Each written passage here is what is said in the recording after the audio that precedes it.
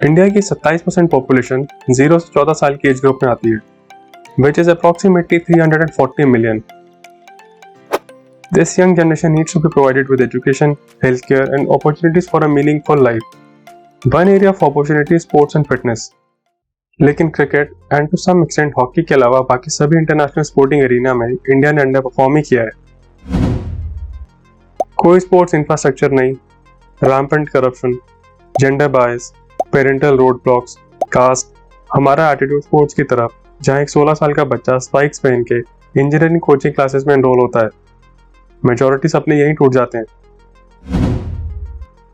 कितने Indian CEOs और managers हैं जो बोस्ट करते हैं कि वो स्टेट लेवल स्विमर थे, ट्रैक एंड फील्ड में गोल्ड मेडलिस्ट थे, लेकिन आगे मैनेजमेंट और इंजीनियरिंग फील्ड में निकल गए। आई डू रियलाइज कि जहाँ वर्ल्ड हंगर इंडेक्स में इंडिया इतना आगे है, इनकम इनइक्वालिटी इतनी ज्यादा है, वहाँ स्पोर्ट्स की क्या जगह। ये नहीं कि ऑस्ट्रेलिया जैसा स्पोर्टिंग कल्चर की डिमांड की जा रही है, लेकिन बेसिक कम्युनिटीज की डिमांड करना भी गलत नहीं। An Indian sprinter may not be able to beat Usain Bolt just yet, but you can always gun for silver in the 100 meter. We are not even in the running when it comes to, well, running. Sports is rarely at the top of anyone's agenda, and that includes athletes and their families. Sports has always taken a back seat compared to education.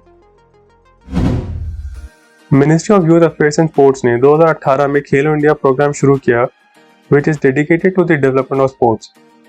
अभी तक ये 4 बार हो चुका है, 2018, 19, 20 and 2021 में। Similarly fit India movement. अगर funding की बात करें तो 2020-2021 बजट में India allocated 2827 crore for sports, जो कि 2019-20 बजट से 50 करोड़ ज्यादा था।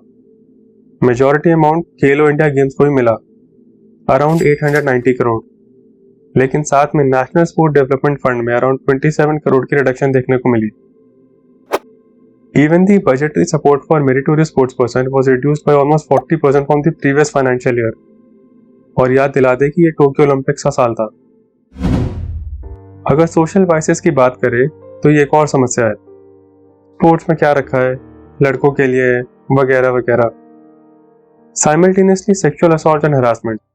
ग्लोबल स्पोर्ट्स फेडरेशन ने यह माना है कि सभी एलीट स्पोर्ट्स में सेक्सुअल हरासमेंट और अब्यूज काफी कॉमन है। A third of German squad athletes have experienced some sort of sexual violence in the sport. Belgium और नीदरलैंड में 17% फीमेल्स और 11% male sports children face sexual violence. लेकिन India में sexual violence report करना अपनी seat गंवाने के बराबर होता है। उन केसेस को या तो दबा दिया जाता है या कुछ नहीं होता। Even during Me Too movement, sports authorities kept their mouth shut. P. Chamundeshwaranath was suspended when a few women cricketers approached the association with a complaint that the secretary was harassing them for sexual favors in return for a place in the team.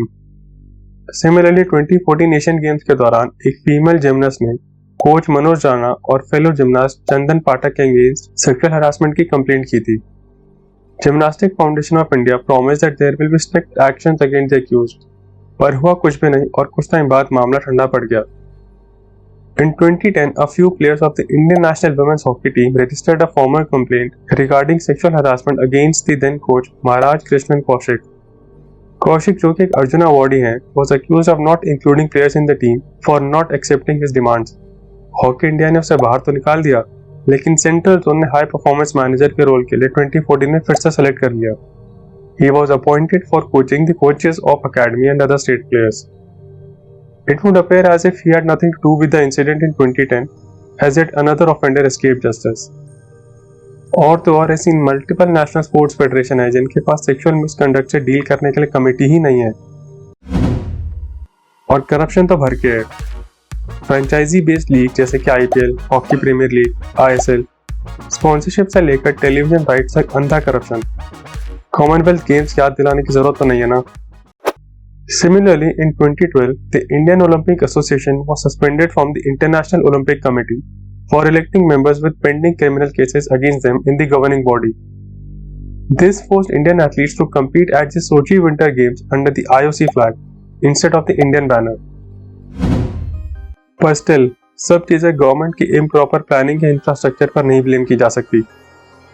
Out of the 22 football World Cups that have been won internationally, 10 of them have been won by South American countries, such as Brazil and Uruguay, where the actual infrastructure is shambolic. Many footballers in Brazil, for example, come from the slums of Rio. The problem is the lack of sporting culture in India. In India, there is no investment of the local community in sports. People do not watch matches. They do not come to cheer on their kids. वहीं US में parents किसी gas station के पास खड़े होकर proudly अपने बच्चे की किसी लोकल स्पोर्ट्स इवेंट की अचीवमेंट बताते हैं. Most important factor, post retirement career. इनकी बात नहीं कर रहा, बड़े लोग हैं ये तो. ये माइनॉरिटी है, मेजॉरिटी के बारे में जिनकी कोई बात नहीं करता. एक पॉपुलर स्टेटमेंट स्पोर्ट्स फ्रेटर्निटी में जो आज तक चलती आई है कि हॉकी खेल के ध्यानचंद अपना घर नहीं चला पाए, तुम कौन सा कुछ कर लोगे. और ये आज तक सच है. Sita Sahu, 2-time bronze medal winner in the Athens Special Olympics in 2011, selling golgappe for an income of rupees 150 per day. Shanti Devi, who represented Bihar in the 30th, 31st and 32nd National Kabaddi Championship, is a vegetable seller now. Nisha Rani Dutt, 21-year-old archer from Patmada village in Jharkhand, had to leave the sport 2 years ago after she realized she had to help out her family. Dutt, who won the Best Archers Award in Taiwan, participated in the Asian Grand Prix, won the Best Player Award in Sikkim, and bagged another silver at the South Asian Championship held at Jamshedpur in 2008. Her monthly stipend of 500 was not enough to support her farming family. Santosh Maji, 26-year-old former hockey fullback from Odisha, who once represented the state in Senior National Men's Championship, has been working as a migrant laborer to make ends meet. और ऐसी ना जाने कितनी stories हैं, पूरी video इसी में निकल सकती है. इसीलिए माँ बाप सरकारी नौकरी के लिए बोलते हैं. स्टिल गवर्नमेंट अपनी तरफ से ट्राई कर रही है, चीजें टू सम एक्सटेंट ठीक हो रही हैं. I don't think Covid pandemic से ज्यादा बुरा भी और कुछ हो सकता है. Let's hope for a bright future. और सपोर्ट करो बहन के भाइयों, इन्हें भी और हमें भी.